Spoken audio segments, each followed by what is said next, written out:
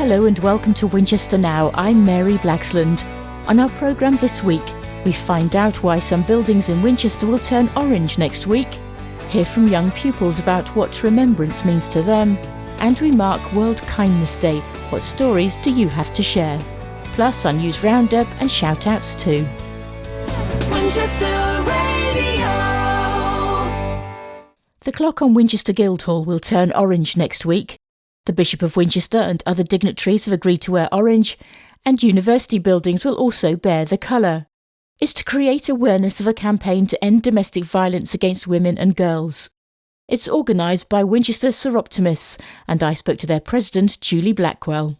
So the Orange campaign is termed Orange the World because on an international basis, clubs around the world do actually orange as much as they can, both in stores, in clothing, visual landmarks that can be illuminated. This is to highlight the Stop Domestic Violence campaign against women and girls. And this happens from November 25th to the 10th of December every year. How important is it to have this campaign? Domestic violence is a big issue against women and girls and has been highlighted recently in the news, not just with renegade perpetrators but also within places such as the police force and so on. So it's difficult to know who can be trusted these days. It's an awareness campaign to highlight the situation of domestic abuse, domestic violence, and make victims aware and also give them opportunities to find where they can be helped and supported. So the bigger awareness that we can raise from this, the better people can be informed.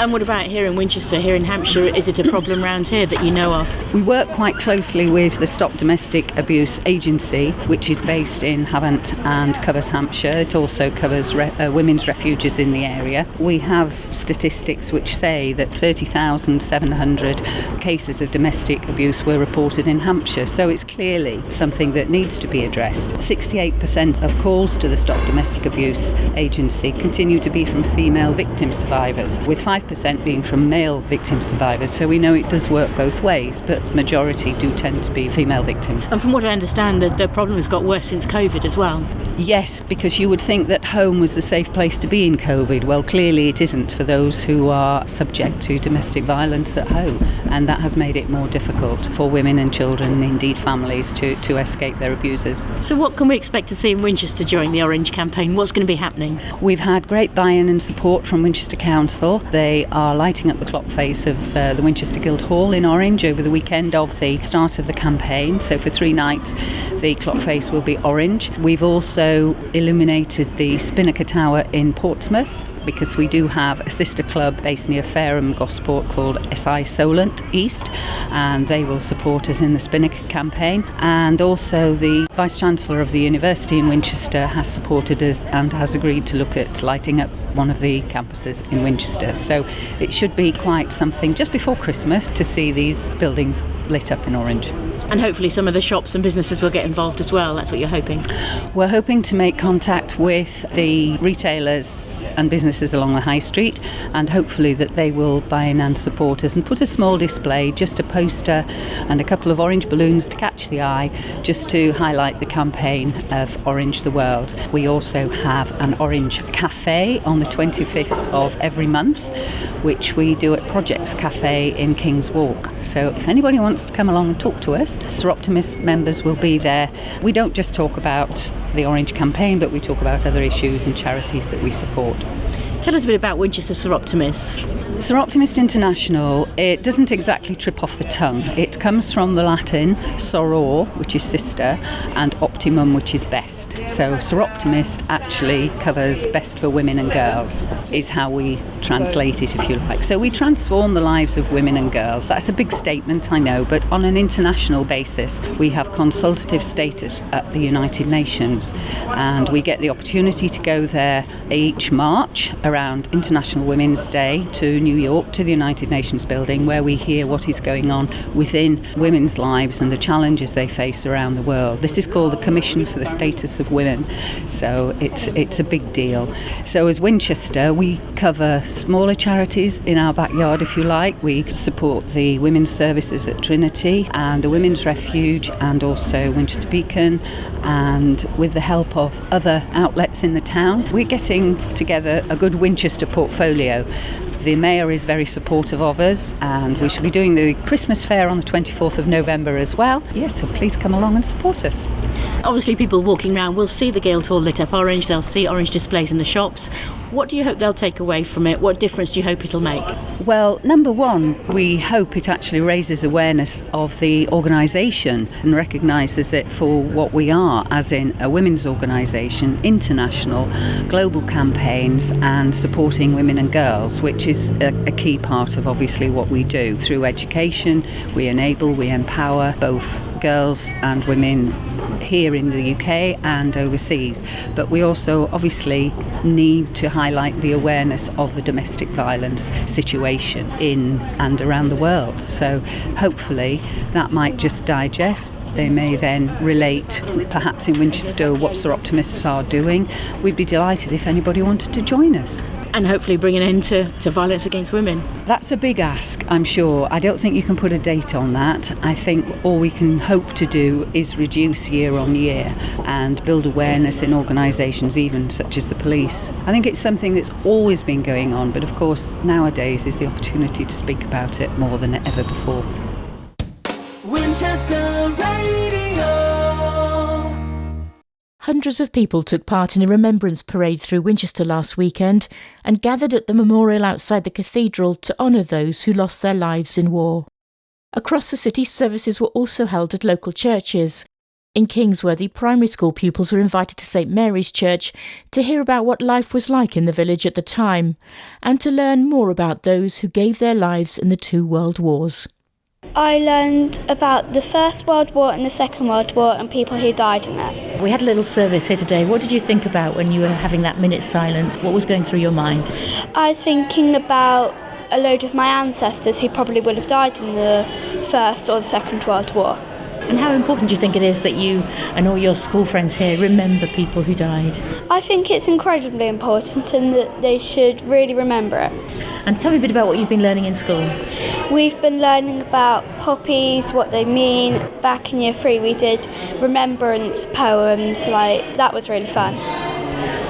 I've learned how much Kingsworthy has changed and how the past wars have changed the present.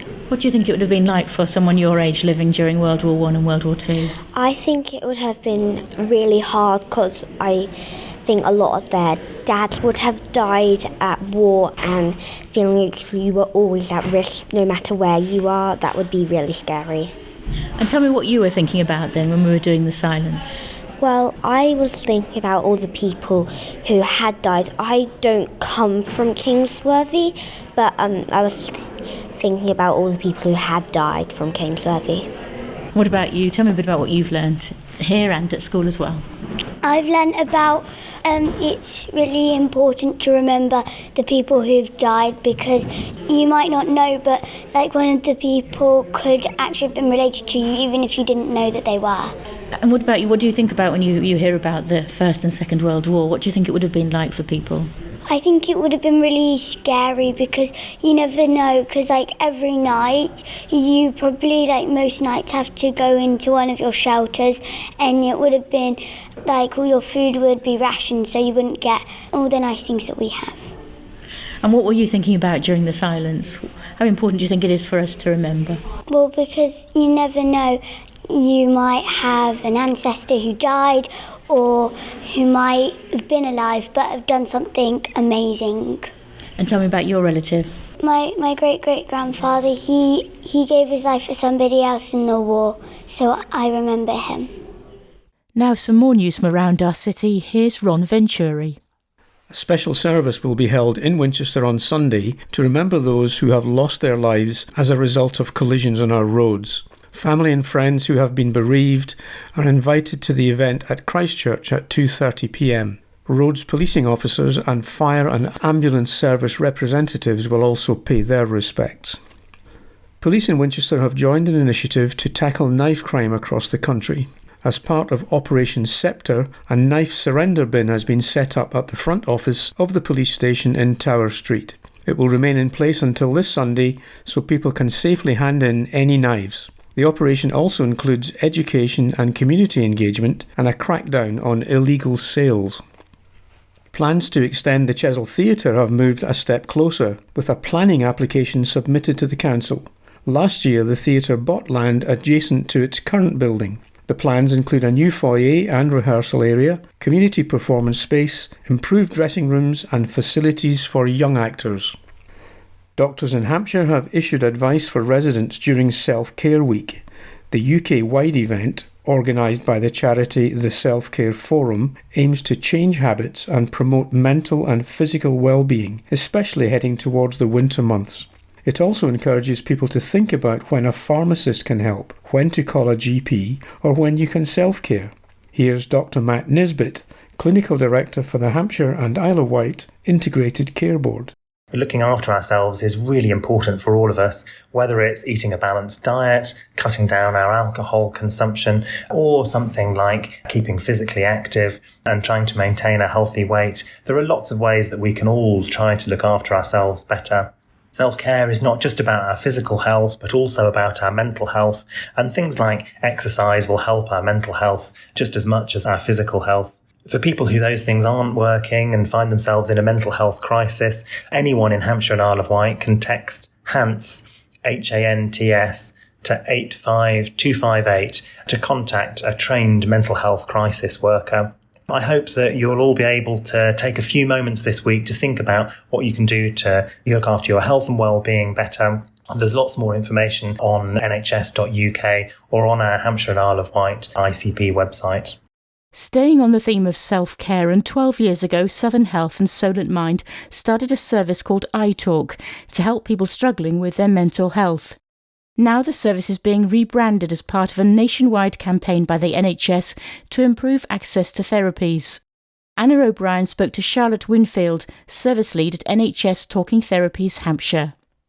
We're rebranding, so we were called iTalk, and we're rebranding to NHS Talking Therapies, and then we'll have Hampshire at the end just to kind of stamp us by the geography of where you can access it. And nationally, all Talking Therapies services are rebranding to Talking Therapies, NHS Talking Therapies, and then for anxiety and depression. So just helping people understand what it is that we do. I've been working with the service since it started, which is good number of years now, and just seen it expand over the years, and all the different things that we offer now, it is quite incredible. The impact of this time of year, certainly lots of people notice that their mood will start to drop. It has a big impact on people, but I think this year possibly more than many years gone by. I think we've got the cost of living, and like you said, for many people this time of year isn't a joyous time. We often take it for granted, don't we, where we have these family celebration occasions, but for many people who don't have family, or they've lost a spouse, or they don't have children, it can be really hard, and it can really emphasize just how isolated or lonely someone can feel. And I guess the key thing with anyone with their mental health is to reach out and get that support, get that help. Absolutely. I mean, loneliness is a huge kind of factor in depression particularly, but all mental health. It's so important to feel connected to others. And like you were saying, people at this time of year it just kind of emphasises some of that grief that many people are experiencing, and reaching out for help is so important, whether that be just through a trusted friend, loved one.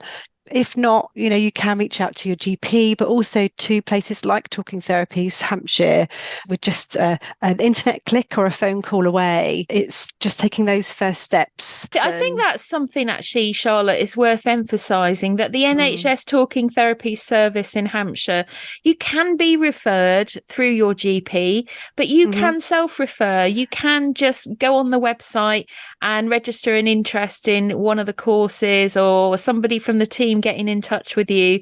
They can contact you for free, and there's a number of ways you can support people. That's right. We've got lots of different ways now that we can support people. We have almost instant access to something called Silver Cloud, which is our online program, which is evidence-based, using all the kind of most up-to-date research on what helps people with their mental health, and you can select which programme you would like to access. So we have a number of different ones available. We've got one at the moment for something called Space from Money Worries, which is a really kind of topical thing at the moment.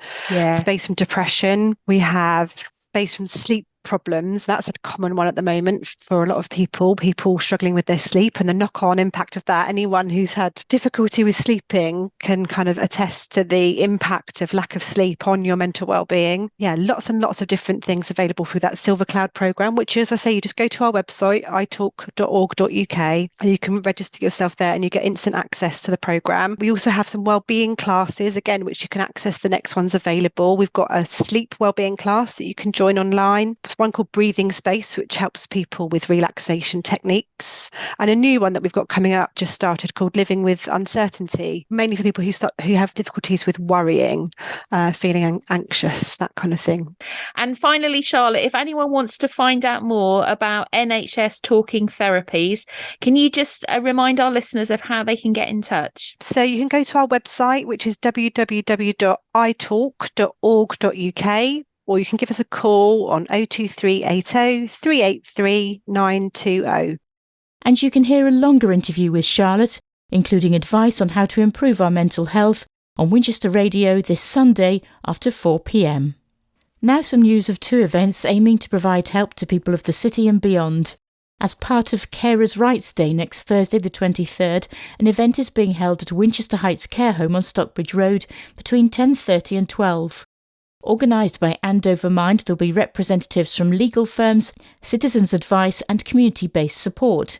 An information day is also being held at the Arc next Wednesday between 10 and 2. And Winchester's second Jobs and Opportunities Fair takes place next Thursday at the Sport and Leisure Park, with organisations and employers from a range of sectors hoping to meet local residents looking for work. It runs from 10 a.m. till 1 p.m. Hello there, I'm Paul Blitz with this week's shout-outs. Now, we heard about the Remembrance services earlier in the programme, so a big thank you has gone out to all the volunteers, young and old, who took to the streets of Winchester to collect money this year, and to all of those who gave so generously to support the valuable work of the Royal British Legion. Thanks to all the uniformed organisations who took part in parades and services over the weekend too, as we all stopped to remember. Let's give a shout out now to a team of volunteers who spent a day working on St Giles Hill. The Friends of St Giles Hill Park held a working party and people came forward to help improve the pathways and clear the railings ready for painting. The City Council is also planning a tree planting event on the hill next month. The aim of the work is to improve this well-known viewpoint in our city. Congratulations to a number of Winchester businesses celebrating anniversaries this month. 878 AD is marking its first birthday. Based in the Brook Shopping Centre, the attraction takes visitors back in time to Anglo-Saxon Winchester. So fittingly, they marked the special event with a bowl of honey cakes specially prepared to an original Anglo-Saxon recipe. It's a happy first birthday too to the team at Honey and Harvey Cafe in the Square and Tilliers in the High Street, and it's 30 years of cutting, trimming and styling for the team at Chaps Barbers. Finally, a thank you from us here at Winchester Radio to everyone who came along and supported our fundraising efforts when we were collecting the pitch fees at the car boot sale on the Cattle Market car park. We raised £345 for the charity Winchester Radio from the fees and donations on the day. And a thank you to our volunteers who got up early to help collect the money, and also the City Council for providing us with this fundraising opportunity. More shout outs for you in next week's show. Winchester Radio. Finally today, it was International Kindness Day on Monday. It was introduced in 1998 to remind people of the positive impact of kindness and encourage people to be more compassionate. So Winchester Radio went onto the High Street to hear about times when kindness had made a difference. I'm very happy to tell you when two people were very kind to me. 2 occasions when I've been in hospital having operations, and on each occasion the healthcare worker made a point of coming to find me after the operation and to check I was all right and get me a cup of tea. Very kind and very thoughtful, and it lives with me still, and it's 30 or 40 years ago. It's her birthday today, so I'm out shopping for a birthday present for her. Oh, I don't know. I just got amazing friends who will always just be there if you need them, you know, if you're having a really rubbish day. And yeah, I think that's always just a really kind thing for me. They make time to talk to you and ring you and text you, and yeah, that would be kind. Yeah, and we do that back. We look after each other. It's National Kindness Day today, so I'm just asking people what's the nicest thing you've ever done for anyone or anyone's done for you? I think just to be there and just to care for people and help where you can and try and make their day a better day. Well, all I'd say is I try and help the old people I live next to in St John's, and I regularly make sure that they're okay. One lady in particular who cannot see very well, and I always make sure she's okay and if she needs to do any shopping, so that's what I do. What's the nicest thing you've done for someone or someone's done for you? Yeah, when my children were playing up and I was having a bit of a breakdown in a shop and a lady just gave me a hug and just said it's okay. Mums do feel like that. Oh, that's lovely. That must have made you... reassurance. Yeah, reassurance. Just to think, actually, I'm not doing such a bad job after all. I think people have given me some lovely compliments because I'm a yoga teacher, and the things they've said about how it's improved their lives has been really heartwarming for me. So I think that would be my thing, and thank you to them. I think generally most people I know are kind to me all the time, and I try to be kind to them. I wish everybody in the whole world was kind to everybody else. We wouldn't be where we are if they were, I think. And just a reminder before we go that the Christmas light switch on takes place tomorrow between 4:30 and 7:30 p.m. and the Cathedral Christmas Market opens its doors on Friday. We'll have more in next week's Winchester Now, along with an interview about how you can help with a local toy appeal. That's it for this week. Many thanks for listening.